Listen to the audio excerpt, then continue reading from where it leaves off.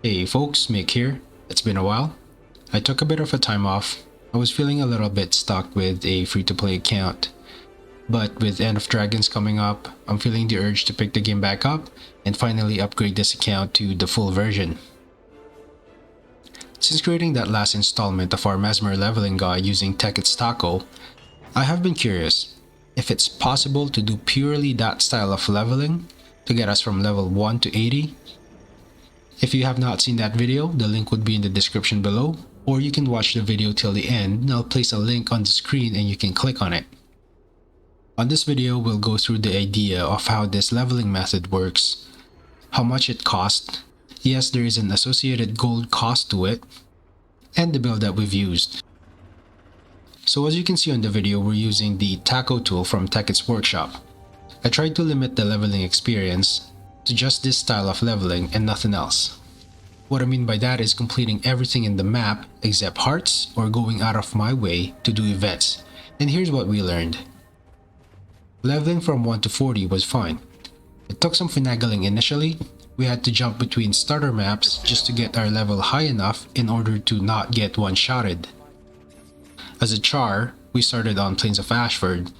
As soon as we started to constantly get our backsides spanked by the AI, we went to another starter map like Wayfarer Foothills, Queensdale, Caledon Forest, and Metrica Province.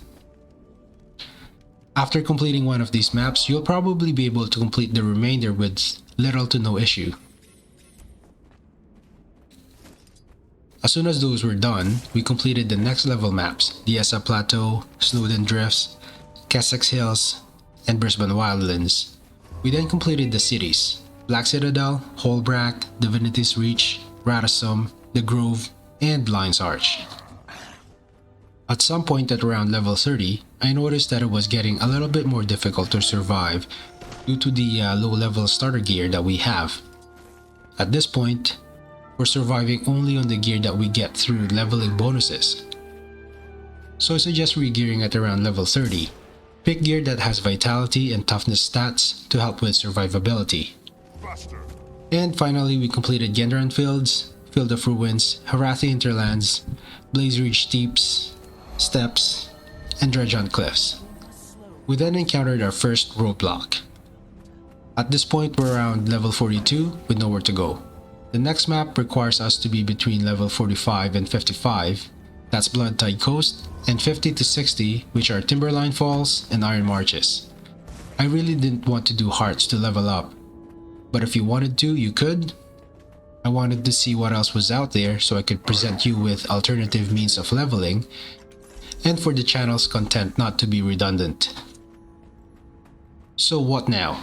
The answer is crafting. I gotta say, I was initially really hesitant. I was not sure if this was the route to go. Our concern stems from potentially not having enough gold to complete our crafting target, which is by the way level 400.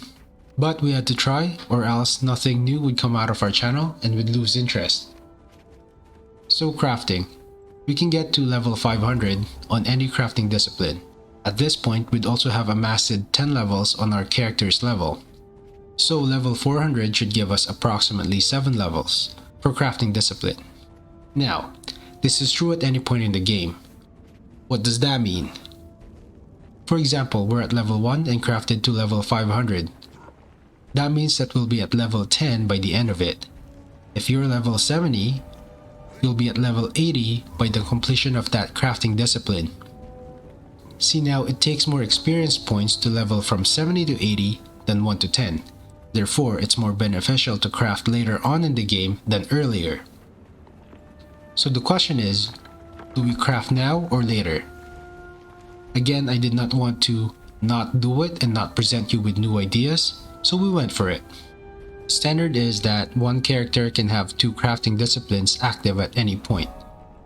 You can have more crafting disciplines, but they won't be active and you'd have to pay gold to make those active again. So with that said, 2 crafting disciplines at level 400 should net us a total of 14 levels. We first leveled our leatherworking to 400 and brought our personal level from 42 to level 50. This then allowed us to complete Blood Tide Coast, Iron Marches, Timberline Falls, and Sparkfly Fen. Again, we got stuck at around level 55-ish. At this point, we brought our second crafting discipline, Huntsman, to level 400. This then brought our character's personal level to 62. It is not a bad idea to re-gear at this point. Pick gear that has power, precision, and toughness stats. This would allow for survivability and some firepower as needed. This now allowed us to complete Fireheart Rise and Mount Maelstrom. Our personal level is also high enough that we could participate in Tequatl, one of the best map metas events, for its reward. We should be around level 70 at this point and could easily polish off the remainder of the maps. So back to crafting. It was not as gold intensive as I thought it would be to reach level 400. On Leatherworker and Huntsman, it probably took approximately 10 to 15 gold to top up our supply that we've already gathered from leveling one character. I have a feeling that I could have taken both to level 500 and still be okay gold-wise. Most of the things we needed we already have. The only thing we need to be slightly worried about are the leveling guides we use, as sometimes you might have to deviate a little depending on the guide that you're using. And also the inability to use the trading post due to being a free-to-play account. Leveling any crafting discipline is just patterns. You'll notice this and you'll know what to do once you see those patterns. Overall, I think this is a viable strategy, especially if you have more gold to craft to level 500 instead of 400. Also mix in completing dailies using the XP scrolls you get from them, which I also did not use as part of the experiment, and maybe doing some world bosses. Finally, builds. As I've mentioned on my Mesmer guide, I favor a heavy mobility build, especially if you don't have mounts. For engineers, it's pretty simple. Prioritize the tool's straight line as soon as that becomes available, and abuse streamlined kits for perma-swiftness and gadgeteer for rocket boots.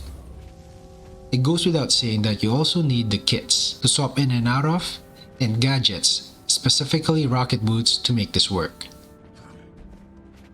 Make sure to check out the very last Mesmer guide. It will show you how to install the taco tool. I hope this was helpful to new players on your endeavors to get to level 80. Hopefully I can get the full game version soon in order to make more interesting Guild Wars 2 content. If this was helpful to you, please like the video and consider subscribing to help me grow my channel. This is Mick, until the next one.